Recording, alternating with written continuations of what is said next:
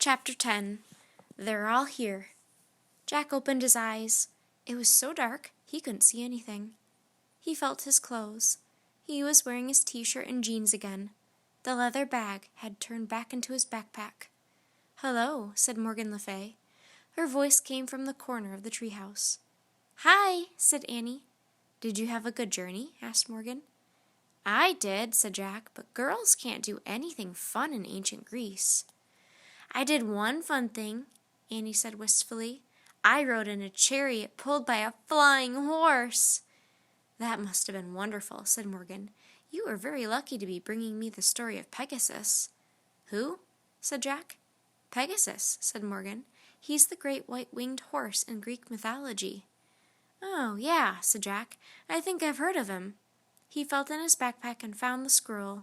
He gave it to Morgan. He could still barely see her in the dark. "It was written by Anonymous," said Annie. "I know," said Morgan. "Many talented women used that name in the past. Her story will be a great addition to my Camelot library." "Plato helped us find it," said Jack. "Ah, my good friend Plato," said Morgan. "He was one of the greatest thinkers who ever lived." "And Pegasus was the greatest horse," said Annie. She sighed. "I just wish I could see him again." "You can," Morgan said softly. "He's here right now." "Pegasus?" cried Annie. "Oh, boy!"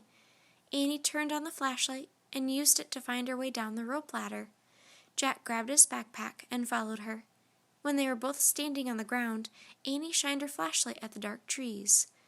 "Pegasus?" she said. "Where are you? Pegasus?"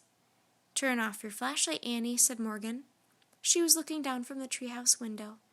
Annie switched off the light. "In the night, you can see all the story characters that saved you on your last 4 missions," said Morgan. "They are all here. Hercules and the Silk Weaver, Sarf, the Serpent Monster, and Pegasus." Jack pushed his glasses into place and studied the dark woods. "Where are they, Morgan?" cried Annie. "Where's Pegasus?" "Look hard," said Morgan. "I can't see him," said Annie. "Yes, you can," said Morgan. "The old stories are always with us. We are never alone." "Has Morgan gone crazy?" wondered Jack. "Look up," said Morgan. "Your friends are in the night sky. They are stars." "Stars?" whispered Jack. He stared at the shimmering field of tiny stars overhead. "Hercules is a constellation," said Morgan. "The Romans imagined him kneeling in the sky, holding a club over his head." Morgan waved her finger at the sky. For a moment Jack saw a living, breathing Hercules outlined by stars. "And there's the Silk Weaver, with her beloved cowherd," said Morgan. "The ancient Chinese believed that there were 2 stars on either side of the Milky Way." Morgan waved her hand again. The lovely Silk Weaver was outlined in the heavens. "And long ago the Irish believed the Milky Way itself was the serpent monster Sarf," said Morgan. Morgan waved her hand, a giant serpent glittering through the sky. "And the ancient Greeks named one of their constellations Pegasus," said Morgan. She waved her hand again, and the white horse's head, wings, and galloping legs glowed in the sky.